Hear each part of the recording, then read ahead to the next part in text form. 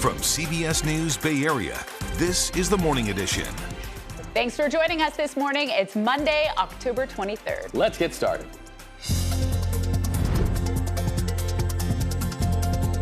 Me being so young, they haven't even experienced life yet. A 16-year-old's life taken way too soon. Neighbors describe the chaotic scene after a deadly shooting at a party in Oakley. Listen, this was the single largest attack on the Jewish people since the end of the Holocaust. That's why we're calling for a ceasefire, because we need to save human life. Dueling narratives here at home in the middle of the Israel-Hamas war. A call for the return of Israeli hostages and a call for a ceasefire in Gaza. Space and time for a reset is, I think, an important thing for House Republicans. It's back to the drawing board. The GOP enters another week without a speaker. It's bittersweet. I love the Haight-Ashbury with all my heart. It's been a constant presence in San Francisco's Haight-Ashbury for more than 4 decades. But now a legacy business is saying goodbye. Plus, are you ready for some football? The Niners are hobbling into Minnesota as they try to stay healthy in their matchup with the Vikings. Well, good morning. It is Monday, friends. I'm Gianna Franco, and yes, we got some Monday Night Football on tap tonight, and let's do this, Niners. Are we going to stay up late for that? I'm Nicole Zalumis. I mean, it starts at 5:15, and our bedtime is like an hour later, but how can we not stay up? What I think we should do, you know, when people drink, there's always the designated driver. I'll be the designated sleeper. You stay up. You get me informed in the morning. I'll cheer for them all night long in my sleep. Perfect. Sounds good. That's what, because I'll be in a fog trying to sleep, and it is foggy this morning, quite literally out there, Darren. Yeah, that's the headline in the forecast right now. We're going to talk about the temperature swings over the next 7 days, but for right now, if you're getting ready to step out the door, there's a dense fog advisory. Take a look at the map up here. We're going to look at this a couple of different ways. This might be the most important part. Look at the North Bay valleys. They're the only place that have this. So the dense fog advisory goes till 10 a.m. Not to say you're not going to notice clouds where you are. If we look at the virtual map, and we can actually superimpose on top of that now what the clouds and the fog look like. I can do one better than this. I'm going to bring in the actual visibility readings, and this is where we're really going to nail down to specific parts of the bay. The numbers on here is telling you how far down the road you can see in miles. Look at San Francisco. You can see 10 miles down the road. Napa, same story. Now look at Santa Rosa and Petaluma. Santa Rosa, where it says 0.25, you can only see a quarter mile down the road in front of you, and that is an issue. I'm going to lose. That's where you want to give yourself some more extra time. Everybody else is doing okay. And if we wanted to just come away with maybe an understanding for why is Santa Rosa getting picked on so much with the fog, I'm going to lose the numbers, I'm going to lose the fog, and I'm actually going to bring in another set of numbers, which shows you what the rainfall was like yesterday. You had a ½ inch of rain in Santa Rosa yesterday. Ground's kind of soggy up there. Temperatures get kind of cold, as they often do in the North Bay valleys. That's a recipe to develop fog. Everybody got a little bit of rain at times yesterday. Not everybody. Some places didn't get anything measurable, but you can see what the numbers look like. It was like 1/1600ths of an inch of rain in general for most of the bay, except for the North Bay. That story is done. The fog advisory stays in effect until 10 o'clock tonight.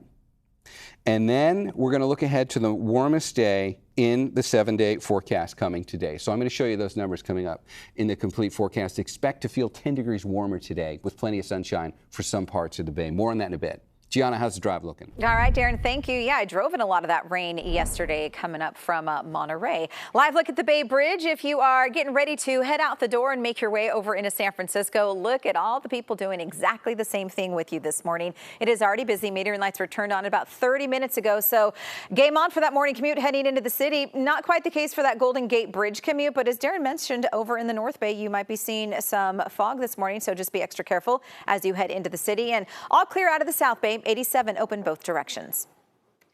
Now to the East Bay, where 4 teenagers were shot at a party Saturday night in Oakley. One of those teens died. The other 3 are in the hospital with non-life-threatening injuries. Witnesses say it happened in front of a home on Shannon Way around 11 p.m. when a group of 20 to 30 people were denied entry to the party. They got in through the side yard. That led to arguments and shortly after, gunfire. 2 of the victims fell to the ground by the walkway, and police found the other 2 victims hiding just a few doors down at the end of a cul-de-sac. It might be a little hard to see, but this surveillance footage shows the chaotic aftermath. A lot of people screaming and yelling, neighbors running to the scene to help the victims. To our nation's capital, where the House of Representatives is once again starting the week without a speaker. House Republicans dropped Jim Jordan as their nominee after he failed to win over a majority of the members 3 times last week. 9 party members are now throwing their hats into the ring. Republicans will meet tonight for a candidate forum to discuss potential nominees. An internal vote is expected tomorrow morning. In Detroit, Michigan, police are investigating the killing of the 40-year-old president of a local synagogue. Samantha Wool was found stabbed to death in front of her home on Saturday. She was laid to rest Sunday. Police say so far no evidence has surfaced suggesting that this crime was motivated by anti-Semitism. They are still looking for a motive.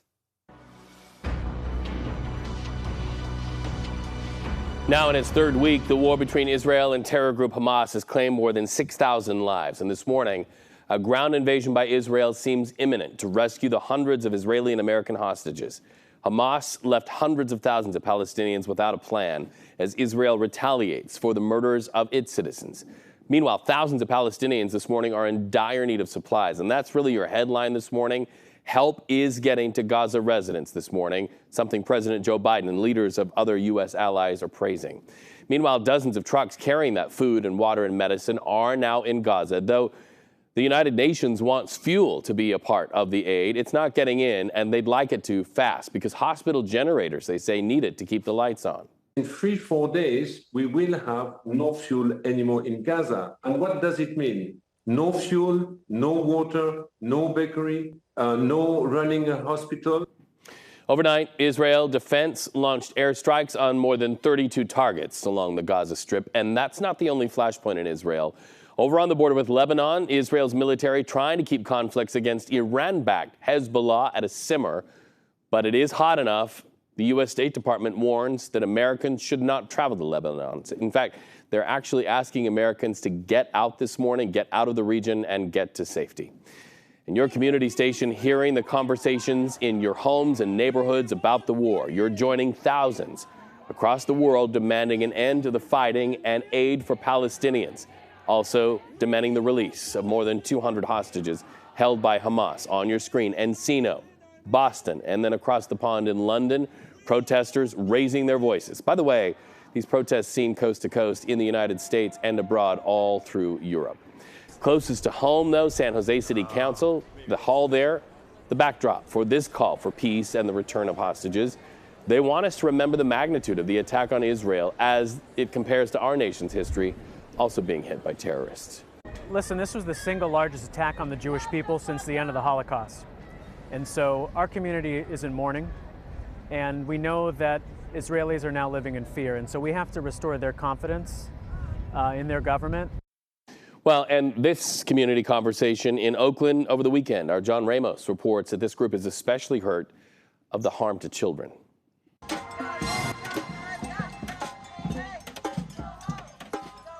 The rally at this Oakland park was meant to be a family affair, but the rain turned a sidewalk mural into what looked like blood.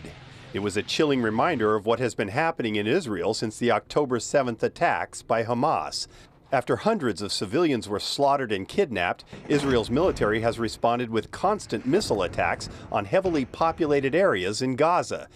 It's those images that prompted Sarah Noor to organize the last-minute protest and march, specifically involving children. I just called this together on my own because I am a mom of a young child and I'm a Jewish mom. So when I see those children in Gaza and I see their photos, I see my own child and I think, what if that was me? And what would I want the world to do if it was me in that situation?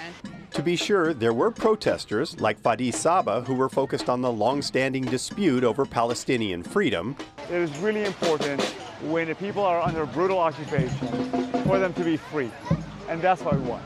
But for others, it was a more basic demand. Stop the bombings in Gaza to protect the lives of children. There's a state with a military that has planes and is bombing civilian and residential areas, and there's children who are being killed, and that's wrong. And we need to stop.